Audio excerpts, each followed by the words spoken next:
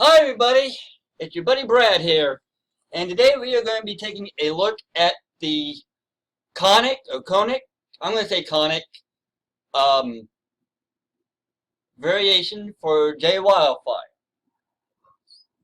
So, if you look at this handy little guide here by Rick Sidwell, uh,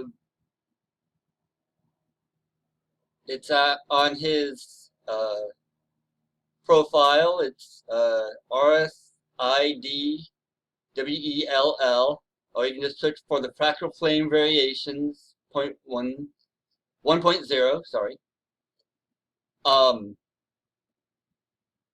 He talks about what some of the eccentricity variable does and what the holes variable does.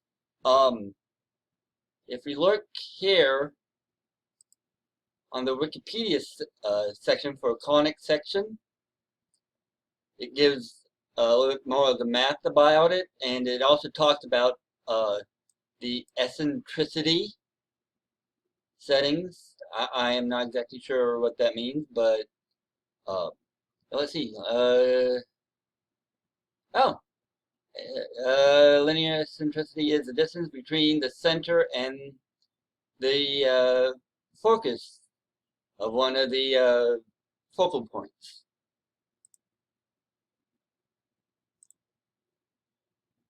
But here he says, setting the holes variable to 0.5 results in two shapes. The being one on the left and one turned on 180 degrees. So if we go to JWildfire, I'm going to add a final, type in Conic. That's cannabis. There's a Conic. There it is. And this is the shape it gives us originally. If we look back here, it actually makes three different types of shapes, either an ellipse, a parabola, or a hyperbola. And here it says one for parabola, or less for ellipse, or more for the hyperbola.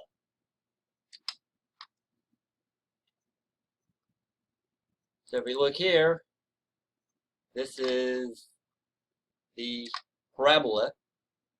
I'm sure I'm not saying that right, but oh well. If you set that to 0.5, it gives us more of a circle. The more we go down,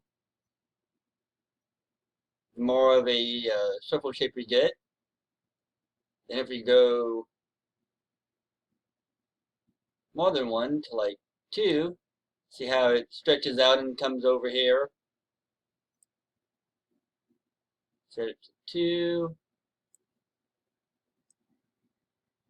If I zoom out some here.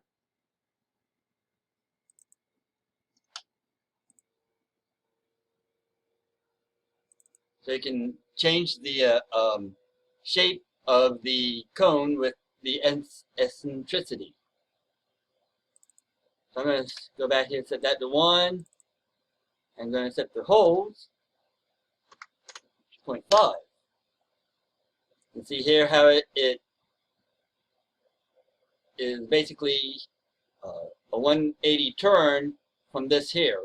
So if we were to just turn this to 180 degrees, it would be the same shape.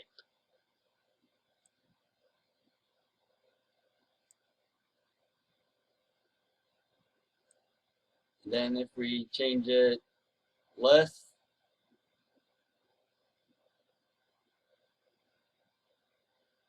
it moves to the right, correct? And then if we increase it, it moves to the left.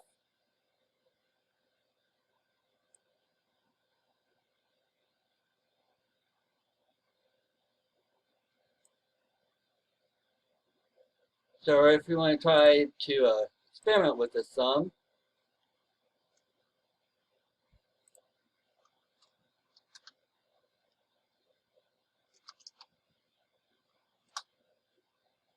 have a conic. As normal, I try everything with a Julian, see what happens.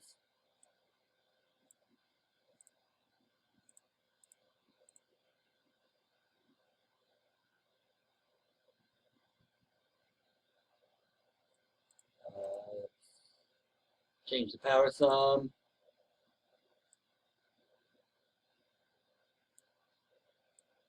What's kind of cool is it gives us the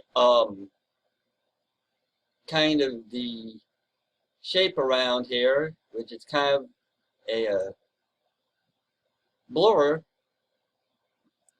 that it's kind of spreading the area around the circle. So we just play around with the variables here some.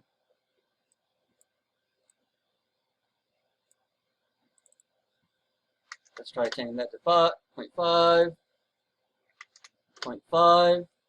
Bring this back down. You see how it's reacting with the Julian.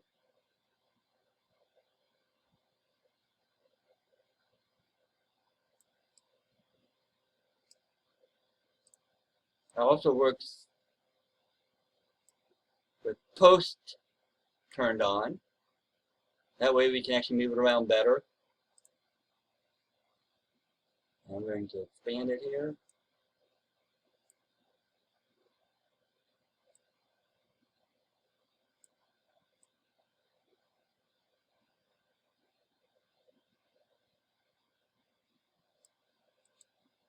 And if you want to move that around with the post,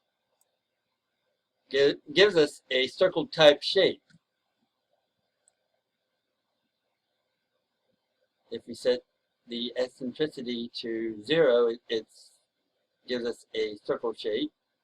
The more we set it up, gives us the more oval, elongated shape. So we're also going to try something here, which I have just came across while playing with it today. If we go to Conic, set a gradient here, and use Mobius N.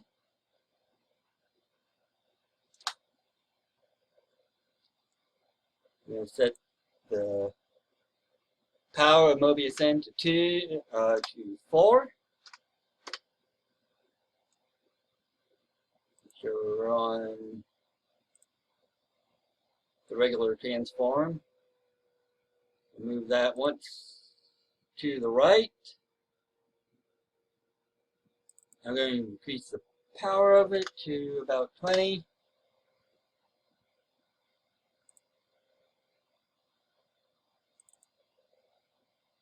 And then we're going to click on the Conic, Conic, go to the Find tab, set this to 500,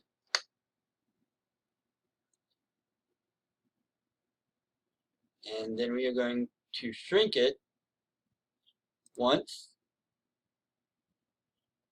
twice. So we have a very small triangle here. Then I'm going to move it once down. Once over and once down. And can increase the brightness here so you can see it. And we're going to zoom in here. And as you see, it's basically doing a tile with the Mobius N. But if we move the triangle around here some, and also on the post transform, if we rotate that, to about 45 degrees.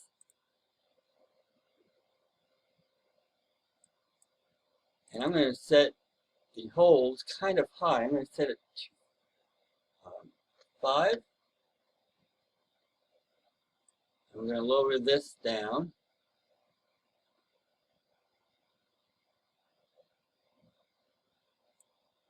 to about, let's go 0.5.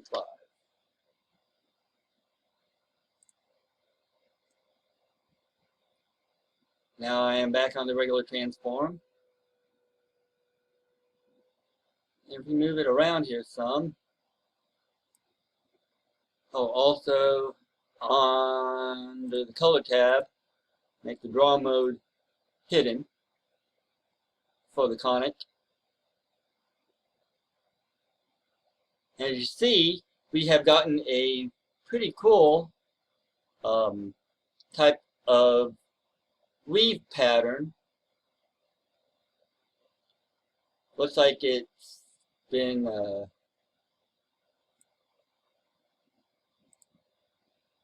do a quick little render on that.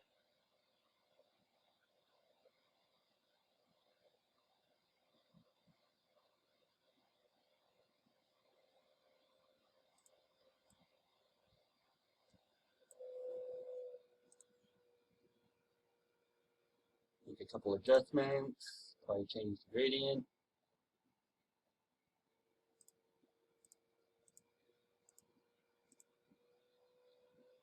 Change some colors. And it looks almost like a very cool weave pattern. And then we can even adjust the triangle marker, moving it down, and moving it up.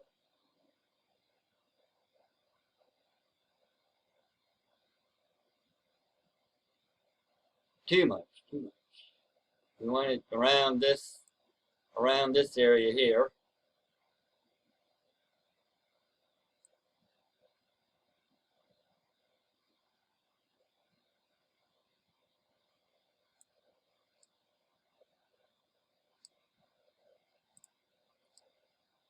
Try adjusting the post transform.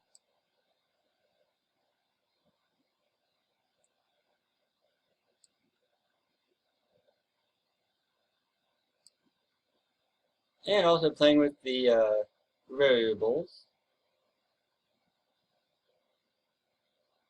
Here's a nice, cool, oh, where'd it go? Come back here.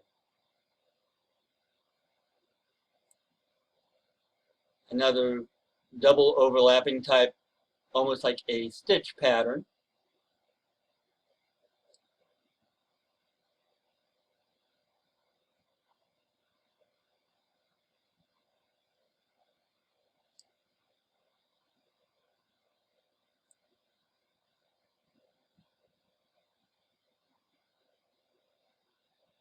And if you play with the variables enough, here's one I did earlier of it's almost another nice little stitch pattern. Earlier I was able to get a type of Celtic knot type image, but I did not save that. I sure wish I did. It was really cool.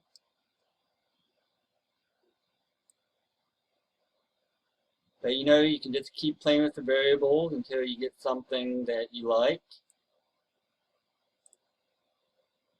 You can even move the Mobius over. Let's go move this down to 0.5.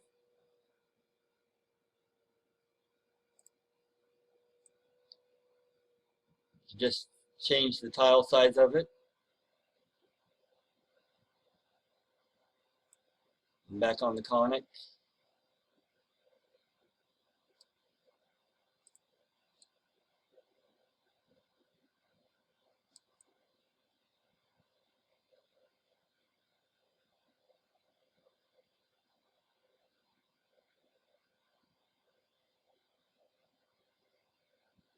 Oh, there we go.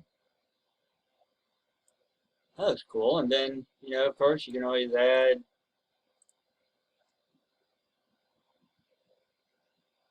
final to it. Let's try, as suggested by Amarina Ashton, let's try 10H.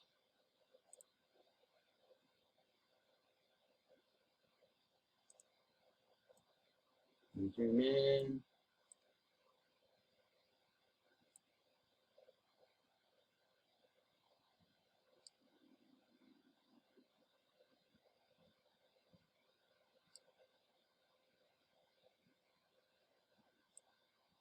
You can play around with it some that way. You get something you like, or let's see what happens when we use Folky.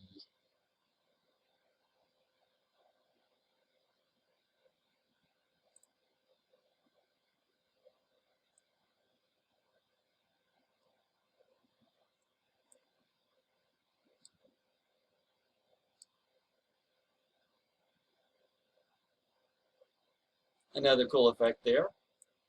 So, that's about it I have on the conic variation. Please feel free to comment if you find any other good uses for it, or other ways to use it. Also, don't forget to comment, like, subscribe, and I'll talk to you later. Till then, bye.